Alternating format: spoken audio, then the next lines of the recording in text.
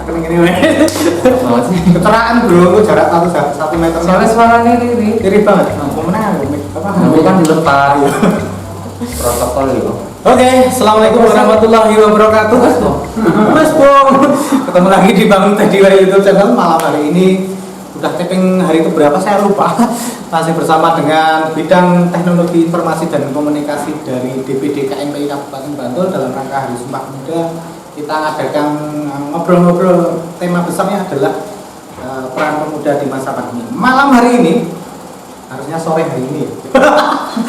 Mohon maaf ini Pak Januar Amin STSH ini, wah ini pakar hukumnya di DPD KMPI Kabupaten Bantul. Nanti akan ngobrol banyak. Kira-kira bagaimana dan harus bagaimana anak-anak muda khususnya di masa pandemi ini melakukan aktivitas untuk kayaknya bidang pandeminya, itu bidang promo. Moga Mas Januar Amin. Oke, baik. Mohon izin saya lepas ya, nggak apa-apa ini jaraknya jangan lupa 2 meter gitu ya. Dan saya aman. Ya. Baik, assalamualaikum warahmatullahi wabarakatuh. Terima kasih Kang Teddy hari ini sudah menghadirkan saya di sela-sela kesibukan beliau. Ini tadi baru jalan-jalan juga. Kalau saya waktunya luang sih sebenarnya. Oke, malam ini saya host. Iya, saya host. Saya kebiasaan jadi host. Jadi kebiasaannya host. Kebiasaan jadi host. Baik, ngobrolin soal programnya kami ya. Ya. Jadi teman-teman kalau belum kenal saya Januar Amin ya. Saya kebetulan banget gitu dipercaya di bidang advokasi hukum dan HAM di KMPI Kabupaten Bantul. Pertama tentu mohon maaf. Tentu ya. Kenapa harus mohon maaf? Enggak saya yang salah. Selalu saya awali dengan mohon maaf sih sebenarnya. Biar nanti nggak mohon maaf lagi ya, akhirnya gitu. Ya, siap. Jadi kalau ngomongin soal kegiatan memang belum banyak yang dilakukan oleh bidang kami gitu ya. Karena barangkali kalau ngomongin hukum HAM itu kayaknya kurang ini ya. Kurang seksi.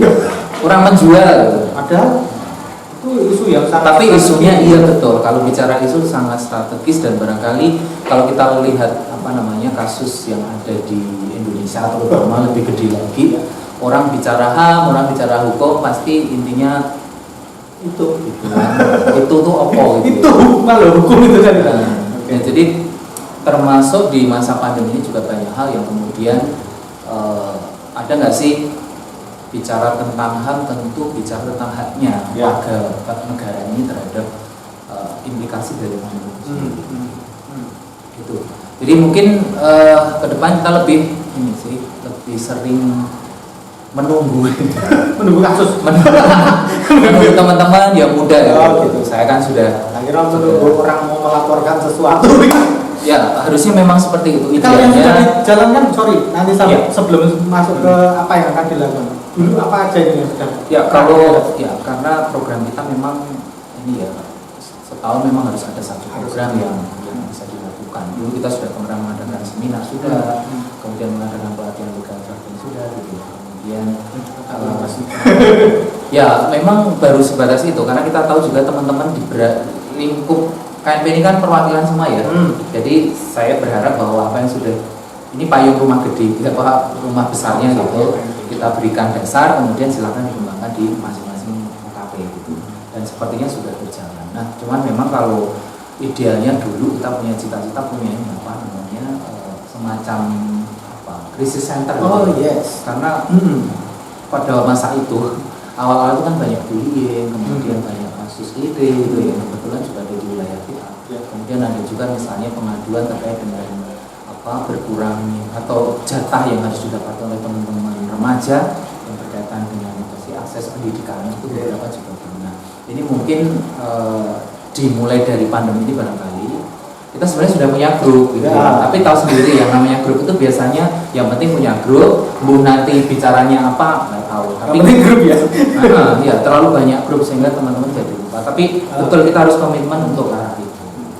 Tapi Bang Januar, kalau bicara advokasi, HAM dulu, apakah kemudian memang secara umum dibantu pemenuhan hak asasi manusianya menurut Kang Januar, Bung Januar? Oke, para Bang, itu sudah layak lah itu atau gimana? Iya. Jadi sebenarnya kalau ngomongin HAM nih orang-orang pintar di sana ya, saya nggak bisa. Kayaknya salahnya. Saya hanya ini kan sebenarnya sudah melekat di kita ini. Termasuk misalnya atau kemudian mendapatkan nafkah gitu ya. Nafkah itu hak ya? Lah ya haknya toh. Kalau kita nggak dapat hak, terus bagaimana? Tak kira harus seorang suami menafkahi istrinya. Berarti kalau suami dapat hak dari negara ini. Seperti itu. Termasuk betul loh yang namanya BLT itu seharusnya semua warga tanpa terkecuali. Kan ini dampak dari pandemi kan. Semua kena. Betul. Kaya miskin yang jelek seperti termasuk saya. mau pegawai negeri, mau tentara, itu harusnya ada. Saya nggak dapat. Nah itu yang harus diadvokasikan. Oke, tolong diadvokasi sekarang juga karena saya punya utang banyak. Jadi HAM itu sebenarnya kan bagian dari hukum sendiri. Oke. Kalau kita lihat di dalam apa namanya. Tapi nggak usah ngomongin regulasi deh karena semua orang sudah tahu. Wacana-wacana. Nah, cuman memang kalau kita lihat di Bantul itu tidak terlalu banyak juga ya. Tahun kemarin misalnya hak kemudian beribadah itu kan ada kasus ya. Yang kemudian ada yang selesai dengan damai, ada yang kemudian sampai sekarang masih jalan-jalan gitu ya. Tapi saya pikir tidak separah yang kemudian berada di luar Bantul. Tapi ini mungkin juga apa namanya teman-teman di OKP gitu ya, menjadi bagiannya KNPI juga harus bisa menginvestigasi ketika terjadi persoalan. Tapi ya kembali lagi kepada kita, apakah kemudian yang lebih apa isu yang lebih seksi itu kan soal agama tadi ya, yang kaitannya dengan pemenuhan dia tempat beribadah. Saya pikir perlu kedewasaan kita untuk kemudian mari sama-sama membantu. Pemerintah juga yang dalam hal ini sebagai apa namanya bapaknya masyarakat gitu ya, tentu saja dia harus bisa adil. Tapi kalau melihat kasus misalnya penculikan, yang tren kan bicara kan misalnya orang demo diculik, kemudian hilang dari demo nggak tahu itu juga mungkin di kita alhamdulillah tidak ada itu kan selama ini yang kita lihat. Tapi lebih pada tadi soal sara itu yang sore ini kalau suaranya agak lemah lembut karena memang beliau itu sangat bagus dapat ngertinya, tidak seperti saya itu ya uraan gitu. Tapi juga termasuk kalau suaranya kurang nyaman didengar bolehlah menyimbang Bu Mega. Para pandemen. Betul. Ini penting ini kritiknya kita terima tapi kalau disumbang pemenuhan hak. Boleh dicatat ya. Boleh dicatat. Oke, kembali Bung Yanwar. Tapi ini kalau aku bicara Bung Yanwar itu soalnya sudah lama kita ketemu sebelum KNPI. Jadi ini kayak reuni gitu, tapi juga kemudian reuni yang gini ya. Reuni pas pandemi loh. Pandemi benar. Biasanya reuninya kan online, tapi bisa ketemu langsung kan.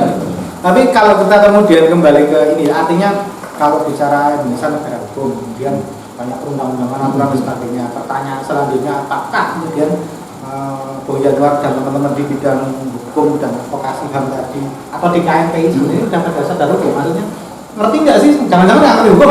Nah itu yang kok. Saya dulu curiga ya. Maksudnya jadi orang itu memahami yang namanya hukum itu biasanya hanya sekumpulan peraturan kan gitu ya. Pasal-pasal. Tapi esensinya kan sebenarnya bukan di situ. Tapi bagaimana kemudian dasarnya yang namanya moral gitu kan, etika gitu. Paling gampang kan sebenarnya kebiasaan kita. Jadi ngomongin hukum itu kan gampang saja nih dilihat. Contoh gampang itu adalah bagaimana ketika kita berada di lampu merah gitu. Ketika ada lampu merah itu kan ngatur sebenarnya bagaimana tidak tabrakan, tidak chaos. Tapi yang terjadi lampu merah yang ada ketika itu jalan terus gitu ya.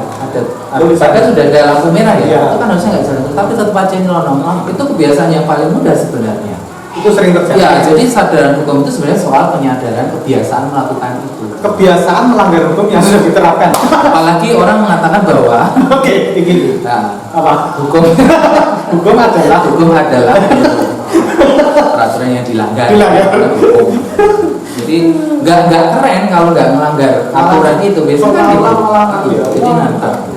Karena saya pernah mengalami begini, Mas Teddy. Jadi saya karena mungkin sudah melekat ya menjadi sebuah habit sehari-hari, berhenti di lampu merah yang seharusnya berhenti, ya saya berhenti. Tapi di belakang tetap lama. Karena apa? Sebelumnya ada lampu kuning, gitu ya. Yang kemudian kuning itu orang selalu mengatakan bahwa ayo cepet-cepet, bukan kemudian ayo pelan-pelan. Nah itu yang kemudian apa? Mindset berpikirnya itu harus diubah. Jadi yang namanya lampu kuning itu bukan cepet-cepetan lari, tapi bagaimana untuk pelan-pelan nanti akan menuju ke lampu merah. Artinya secara umum tidak hanya di KNPI, saya kira ya semuanya gitu betul. Masyarakat Indonesia susah ya untuk kemudian mengadopsi untuk disiplin terhadap itu. Iya, sama halnya ketika kita pandemi. Ini contoh lagi kan soal kebiasaan. Jadi orang sudah jelas bahwa ini tidak bicara teori konspirasi dan sebagainya. Saya juga tenaga kesehatan yang kemudian harus pakai senjata itu tenaga kesehatan yang kemudian mempelajari itu bahwa virus itu ada. Persoalan kemudian itu dikembangkan oleh itu sebagai senjata biologis atau kemudian konspirasi pengusaha vaksin, farmasi, alat kesehatan dan lain sebagainya, itu adalah ya mereka yang akan menjelaskan. Betul. Saya tidak ke arah itu, tapi barangkali karena ini nggak ikut investasi. Nah, bisa jadi. Bisa jadi karena saya juga bagian dari ketika pemerintah bicara soal bagaimana COVID ini, kemudian ada yang namanya pembatasan berskala besar, kemudian kebiasaan yang sekarang namanya new normal baru gitu ya. Orang kemudian memakai masker, orang kemudian cuci tangan, itu juga susah. Dan kalau di ilmu promosi kesehatan atau kemudian ilmu perilaku, bahwa perilaku itu tidak bisa kemudian sekarang disuruh besok sudah serta-merta itu tidak bisa. Masuk ya diri kita. Kalau saya karena memang sudah terbiasa pakai masker, cuci tangan itu sudah sebelum COVID itu biasa. Karena bagi saya yang namanya penyakit itu ada di mana-mana. Kebetulan Mas Teddy karena saya sering pergi-pergi ya, jadi berada di ruang publik yang itu banyak orang ada yang flu, misalnya karena kasusnya, kalau bicara kasus ya jumlah penyakit itu di Indonesia kan misalnya TB, itu kematiannya lebih tinggi dari COVID, pada dasarnya seperti itu. Nah sekarang juga sudah tren itu sudah mulai menurun, karena barangkali mungkin orang juga sudah mulai wes bosen gitu loh. Bosen sehingga dia sudah membiasakan diri kemudian. Tapi ada beberapa hal. Jadi sebenarnya memakai masker kemudian menjaga jarak itu kan bukan hanya diri kita, tapi kita melindungi orang lain juga. Kembali ke persoalan kesadaran hukum tadi, sebenarnya masalah nggak sih misalnya saya, aku nggak mau tahu kalau ada undang-undang itu ada atau tidak, nanti saya seperti itu.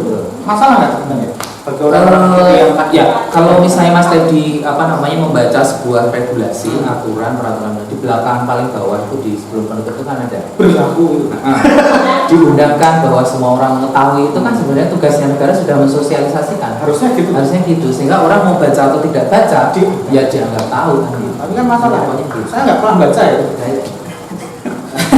Sehingga sebenarnya ya harusnya KNPI kemudian bisa mewadahi itu dalam bentuk sebuah sosialisasi. Walaupun sebenarnya pemerintah juga masih bisa digarap loh ini kerjaan seperti ini. Kalau mau betul-betul menyadarkan. Gimana digarapnya? Ini penting ini.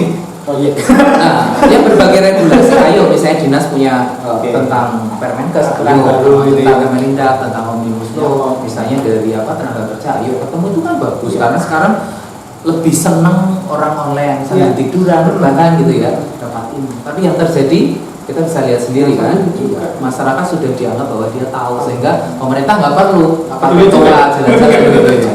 Nggak masuk di titik itu kan kemudian kenapa bidang Bung Januar itu setelah persoalan HAM, hukum, advokasi, apakah kemudian advokasi itu dipakai atau menjadi jalan seperti orang-orang seperti saya yang nggak ngerti hukum, langgar ya hukum, nggak ngerti. Atau gimana sebenarnya? Advokasi di sini sebenarnya lebih kemana? Sebenarnya arahnya pertanyaannya ke sana.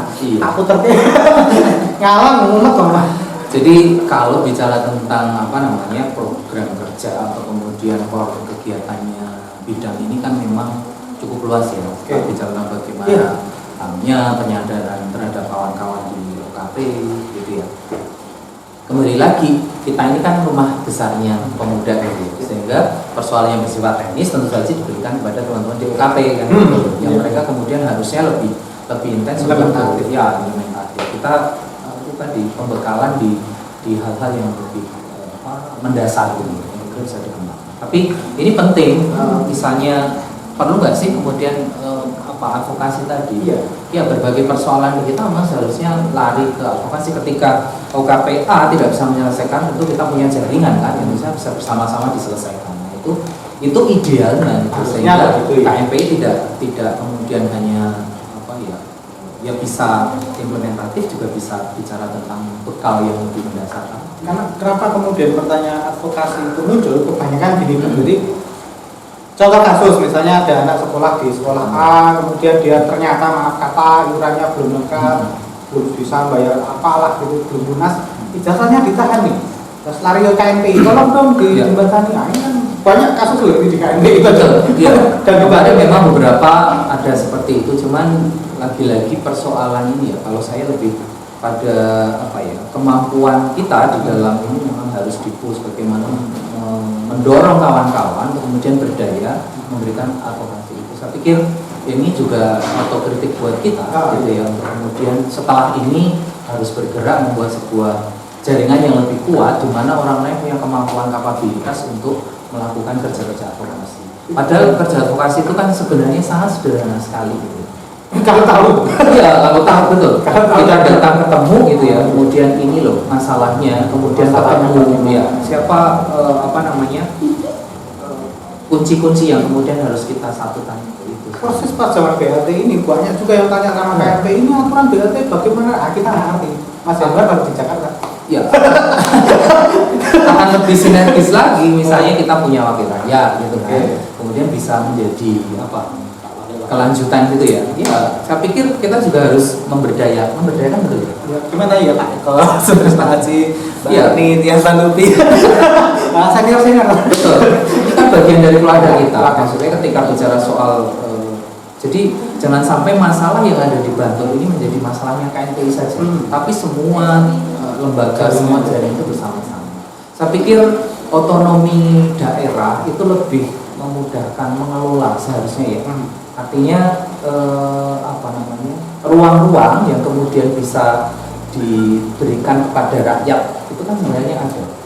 Nah, betul. Jadi betul, kebijakan publik yang sudah ada seharusnya memang bersama-sama, mungkin dengan apa teman bidang lain itu juga harus ketemu. Harusnya Ya pada saat rapat besar misalnya bicara apa sih permasalahannya, sehingga kita yang kemudian ada di apa bidang ini pun kemudian bisa tahu bahwa ini loh arahnya kebijakannya. ke sana. Karena kemarin saya masih melihat bahwa di advokasi hukum ini atau HAM ini kemudian bicara bahwa regulasinya dikaji dong, padahal sebenarnya dari kebijakan publik kemudian kita lihat apa sih apa namanya implikasi hukumnya ketika ini berlaku kan. Pada dasar Berpihak nggak pada orang lain? Iya, pada dasarnya kan berbasis dengan aduan apa ini dari bidang-bidang lain juga sebenarnya gitu. Ini mungkin ya lagi-lagi kita bicara otokritik ya buat lembaga kita. Sepakat. Sehingga forum ini kita ketemu di podcastnya Mas Teddy ini kan bicara bahwa Podcastnya KNPI ini saya cuma ditumpangi. Jadi mereka enak. ini kan mutualan kalau mutualan. bahasa mutualan antara KNPI dengan apa sih BTW. Oke, jadi betul. Ayo ini kita mulai lagi deh karena ini akan ketemu kan. Karena saya terus terang kemudian jarang juga waktu. Kalau pandemi kan saya di Jogja terus ya, tapi sebelumnya kan ya. Sebenarnya iya. Iya, malah saya sekarang nggak boleh terbang-terbang. Dari kemarin dia tidak disclaimer kalau di Jogja. Masalahnya itu loh. Ini sebuah kamu. Iya ini kan kita bisa. Oke, jadi saya berjanji kedepannya Mas Teddy dan kawan-kawan, ayo kita bareng-bareng kemudian menyadarkan diri kita gitu yang di sini, untuk kemudian bersama-sama mensinergiskan sebuah bidang. Garapannya sudah ketemu sebenarnya. Apa yang menjadi persoalan kita semua gitu ya. Jadi kalau tadi bicara soal apa akses tentang PLT dan lain sebagainya, tentu ya bukan sekedar KNPI saja, tapi kalau kemudian KNPI bisa golek kedalan itu luar biasa. Tapi ini mungkin lepas dari kasuistik itu yang dia tadi kan sempat Bung Yanuar sebutkan tentang crisis center itu konsepnya gimana? Itu menarik lah. Karena sebenarnya kita butuh center krisis center, sistem krisis center macam-macam. Jadi sebenarnya krisis center itu kan apa namanya ruang atau alat gitu ya sebelum kemudian kita mengadvokasi ya. Jadi pengaduan semuanya masuk ke krisis center berbagai persoalan gitu aja. Nah ini kan butuh orang yang kemudian bisa luang waktunya karena nggak bisa kemudian hanya disambi. Ini pengalaman di beberapa tempat ketika bicara krisis itu kemudian krisis center gitu ya. Lembaga yang mengurusi persoalan-persoalan itu memang butuh orang yang bisa standby di situ. Entah mungkin salurannya bisa melalui apa jaringan komunikasi ya WhatsApp atau kemudian melalui email atau dan lain sebagainya. Saya pikir bisa. Kalau berbasis program kemarin sebenarnya sudah ada kelompok pemuda Sadar Hukum ya? Iya. Sudah dibentuk kan ini? Sudah, itu 2 tahun yang lalu. Deadlock ya? Bukan deadlock, jadi nggak ada ini persoalannya Oke, begini. kalau persoalannya saya- apa ya? Ini perlu LPG. Jadi yang ada di masyarakat. Oke. Jadi masyarakat itu kalau ditanya masalahnya apa, Tidak. itu nggak ngaku, nggak pernah. Kecuali dia sudah tidak bisa berdaya, tidak bisa cari makan, tidak bisa cari nafkah, itu baru masalah. Tapi kalau kemudian soal hukum misalnya, dia nggak punya.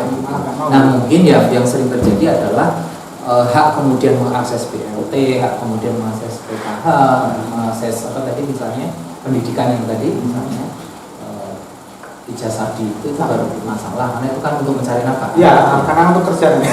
Itu kemarin banyak itu aduan kayak gitu ya, tentang ijazah tuh. Ini gimana ya?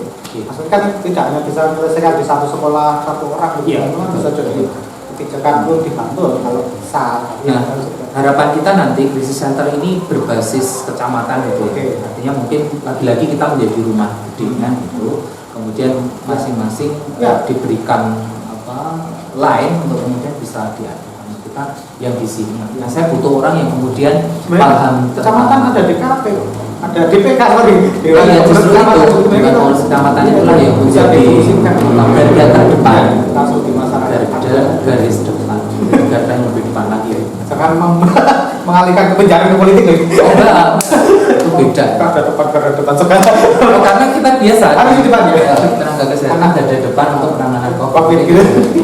Oke, cukup panjang tetapi kita ingin minta satu statement atau closing dari Bung Yanuar. Kira-kira apalagi yang paling urgent untuk digarisbawahi oleh pemuda selama pandemi ini terkait dengan persoalan hukum HAM dan advokasi. Saya mungkin cerita Mas Dedi. Oke, Jadi panjang lagi. iya, mungkin 1 jam. 1 jam. Jadi ada sebuah kisah ini saya juga mendengar dari beberapa juga. Jadi saya sampaikan juga ke teman-teman bahwa ada sebuah orang yang bercita-cita gitu ya, ini merubah negara di suatu waktu. Tapi ternyata ketika dia sudah masuk dia tidak bisa merubah lagi. Kemudian diturunkan, diturunkan lagi. Oke, saya mau ke daerah, sekarang merubah daerah. Kemudian tidak bisa lagi, turun lagi Sampai ke terkecil. sampai ke keluarganya.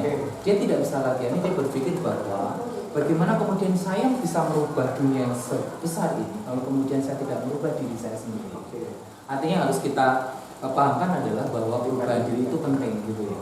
Jadi jangan sampai kadang kita melihat orang menghakimi orang, senengnya ngerasani orang kan gitu. Kalau yang saya terjadi suka itu. Karena ngomongin itu lebih gampang. Tapi begitu dicetar bisa nggak nyelesaikan nggak bisa. Sama halnya ketika sekarang saya bukan karena orang pemerintah bukan, tapi ini kita lihat. Selamat datang pemerintah. KMPI juga dibiayai pemerintah. Enggak, tahun ini. Jadi kita swasta. Nah, ini sekaligus untuk Oke. mendorong pemerintah ngasih lagi. Ya, siap. Iya. Jadi siapapun presidennya masalahnya sebenarnya sama. Kritikannya juga sama. Persoalannya juga. Mau yang sering kritik itu disuruh juga nanti akan Pusing persoalannya juga. sama. Sama ini tadi bagaimana kita merubah mindset kita untuk kemudian dimulai dari diri kita. Termasuk perilaku sadar hukum gitu ya. Termasuk bagaimana kita aware terhadap orang lain permasalahan tadi soal BLT, soal semuanya. Nah, ini otokritik buat diri saya sendiri dan juga KMP. Semuanya. Mungkin itu Mas Teddy. Jadi saya pesannya adalah ayo kita mulai dari diri untuk berubah yang lebih besar. Terima kasih Bang Yanuar. Amin. STSH ini abot banget merubah diri, merubah mindset itu pekerjaan yang lebih sulit daripada nyecap orang. Seperti orang. Tapi sebelum podcast kali ini kita tutup, terima kasih teman-teman KNPI dari tempat lain yang telah menonton podcast yang di sel pagi tadi. Terima kasih DPD KNPI Kabupaten Karanganyar, Selamat Tracker, terus kemudian teman-teman dari KNPI Kota Pontianak. Terima kasih telah merespon podcast kami yang sederhana ini dari KMP Kota Tegal, KMP Kota Bandung Kota. Jauh-jauh ya? Ya, yang nonton ini banyak. Dan terima kasih dari Dewan Pengurus Pusat ya. Oh iya. KMP Jakarta. Thank you apresiasinya. Kalau ada pemilihan KMP berprestasi, tolong pilih Bantul. Sama digilirin nih uangnya udah habis nih, nggak ada dana gitu. Oh, satu lagi hari ini kan Sumpah Pemuda ya? Oke. Silahkan mengucapkan. Sudah tua. Senior. Iya. Ngomongnya selamat Hari Pemuda apa Sumpah Pemuda? Selamat Hari Sumpah. Selamat memperingati Sumpah Pemuda ke-92. Bang bersatu dan bangkit. Karena yang paling penting adalah bersatu dulu baru bangkit. Sama kayak tadi. Terima kasih. Sampai jumpa di podcast selanjutnya. Assalamualaikum warahmatullahi wabarakatuh. Salam.